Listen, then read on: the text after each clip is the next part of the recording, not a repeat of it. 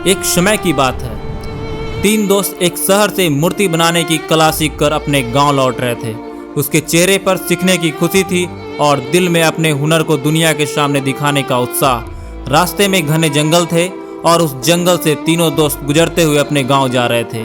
तभी उसकी नज़र एक बहुत ही सुंदर सफ़ेद और चिकनी पत्थर पर पड़ी जो धूप की हल्की किरण में चमक रहा था और वह देखने में बहुत ही सुंदर पत्थर लग रहा था जो मूर्ति बनाने के लिए बिल्कुल लायक था।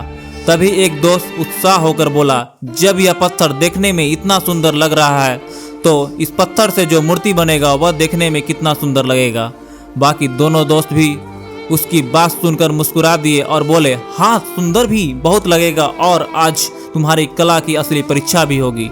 तीनों दोस्त वहीं बैठकर काम शुरू करने की तैयारी करते हैं। चारों तरफ शांति थी, बस औजार की खनक और जंगल की आवाज़ें सुनाई दे रही थी। तो वह उस पत्थर को ध्यान से देखने लगता है और उसके हर कोने को परखता है और फिर अपने बैग से छेनी और हथौड़ी निकालता है और जैसे ही वह छेनी हथौड़ी से उस पत्थर को पहला वार करता है, अचानक पत्थर से आवाज़ आती है, मुझे छोड़ दो, मुझे मत मारो, इससे मुझे बहुत दर्द हो रहा है, किसी और पत्थर से मूर्ति बना लो, हमसे दर्द सहा नहीं जा रहा है। यह सुनते ही वह घबरा जाता है, उसके हाथ रुक जाते हैं। वह अपने दोस्तों की तरफ देखता है और कहता है, यह पत्थर दर्द को सहन नहीं कर रहा है, मैं इससे और चोट नहीं पहुंचा सकता। उसके दोस्त भी थोड़ी देर के लिए चुप हो जाते हैं और फिर वे कहते हैं, अगर यह सह नहीं पा रहा है तो इसे छोड़ देना ही ठीक है। वह दोस्त उस पत्थर को वहीं छोड़ देता है और आगे बढ़ता है। चलते चलते उन्हें थोड़ी दूर पर एक और पत्थर दिखाई देता है, लेकिन वह पत्थर उतना सुंदर और चिकना तो नहीं था, बल्कि थोड़ा कठोर और खुरददार था। वह पत्थर को उठाता है और कहता है, शायद असली कलाकारी की पहचान तो इस पत्थर में है जो खराब पत्थर से भी मूर्ति बना सकता है। अब वह पूरे मन से उस पत्थर को तराशने लगता है और हर चोट के साथ आवाज गूंजती है, ठन ठन ठन।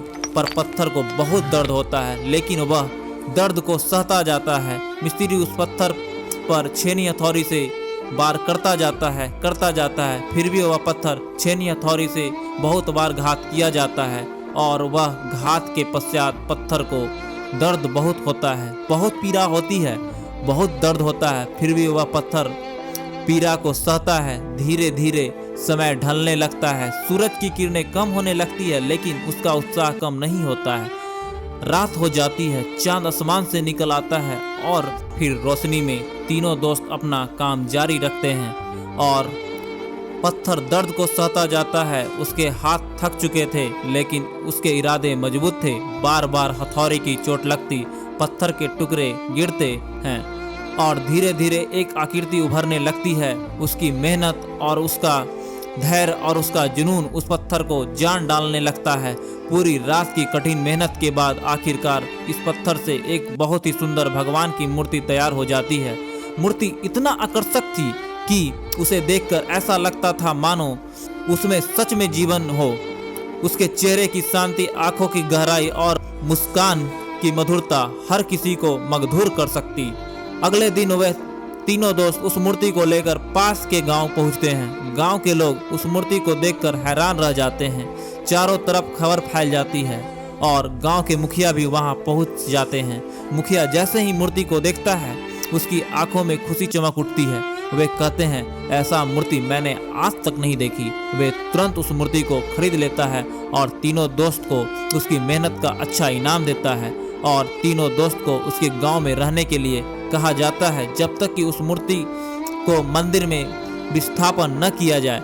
गांव में एक भव्य मंदिर का निर्माण होता है। गांव में बड़े धूमधाम से उस मूर्ति को मंदिर में स्थापित किया जाता है।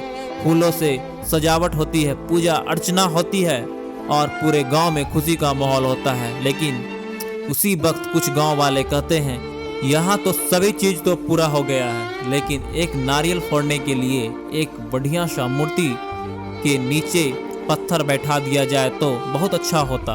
तभी मूर्ति बनाने वाला मूर्तिकार कहता है, जिस रास्ते से हम लोग आए हैं उसी रास्ते में थोड़ा आगे जाओ, वहाँ एक बहुत सुंदर एक पत्थर है जो इस मंदिर के लिए बहुत ही लायक होगा।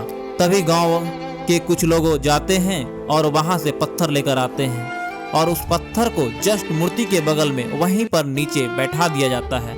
अब रोज गांव वाले मंदिर आते हैं, भगवान की मूर्ति पर दूध, फूल और जल का प्रसाद चढ़ाते हैं, घंटियों की आवाज और भजन करते हैं और वहीं नीचे रखे उस पत्थर पर लोग नारियल फोड़ते हैं। हर दिन उस पत्थर पर जोर जोर से चोट पड़ती है। नारियल के बाढ़ से वह पत्थर दर्द से कराहता उठता है, लेकिन अब कुछ कह नहीं सकते। समय बीतता गया और उस पीड़ा बढ़ती गई। एक दिन वह पत्थर बहुत दुखी होकर ऊपर रखी मूर्ति से कहता है, तुम्हारे किस्मत कितनी अच्छी है, तुम्हें लोग पूजते हैं, तुम्हें दूध से नहलाते हैं, फूल चढ़ाते हैं, लड्डू और मिठाई का भोग लगाते हैं, और मेरी हालात देखो, मुझ पर रोज नारियल फोड़ते हैं, मुझे सिर्फ दर्द और अपमान ही मिलता है। मूर्ति बने पत्थर ने बहुत ही शांति और गंभीर स्वर में उत्तर दिया, भाई, जब तुझे मूर्तिकार ने तुझे मूर्ति बनाना शुरू किया था, उस वक्त तुम वह थोड़ा सा दर्द सह लेता तो तुम उस समय संघर्ष से मुंह न मोड़ा होता। आज जो सामान मुझे मिल रहा है वही तुझे मिलता। मूर्ति पत्थर से कहता है, मुझे भी हर चोट पर दर्द होता था, हर बार तोड़ता था, लेकिन मैंने सहन किया। मैंने भरोसा रखा कि यह दर्द मुझे एक नई पहचान देगा, और आज देखो वही दर्द मेरी ताकत बन गया। यह सुनकर वह पत्थर बिल्कुल शांत हो गया। एक गलती का एहसास हो गया कि उसे थोड़ा समय के लिए दर्द से बचने के लिए जीवन भर का दर्द चुन लिया। मंदिर में घंटियां बजती रही, लोग आते जाते रहे, लेकिन उस पत्थर के मन जीवन में सफलता, सम्मान और ऊंचाई पाने के लिए कठिनाइयों और दर्द का सहना जरूरी होता है। जो लोग थोड़े से परेशानी से घबरा जाते हैं वे बड़े अवसर खो देते हैं, और जो लोग धैर्य और मेहनत हर चुनौती का सामना करते हैं वही अंत तक सबसे ऊंचा स्थान पाते हैं। जिस पत्थर को छेनी हथौड़ी की चोट से दर्द होता है वो कभी भगवान नहीं बन सकता, क्योंकि भगवान बनने के लिए टूटना पड़ता है, बिखरना पड़ता है, हर एक चोट को सहना पड़ता है, हर बार को नया रूप देता है, हर दर्द तुम्हें मजबूत बनाता है। और याद रखना मेरे दोस्त, जो दर्द से भाग गया वो सड़क पर पड़ा पत्थर ही रह जाता है, लेकिन जो दर्द को गले लगा गया तो वही मंदिर में जाकर पूजा जाता है।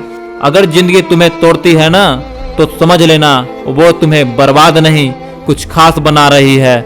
नमस्कार प्यारे साथियों, अगर आपको ये कहानी पसंद आया हो, अच्छी लगी हो, तो अपने दोस्तों के साथ शेयर करें और कहानी को एक प्यारा सा लाइक और एक सब्सक्राइब जरूर करें, ताकि हम आपका लाइक और सब्सक्राइब ही हमें अगले वीडियो को लाने का प्रेरणा देती है।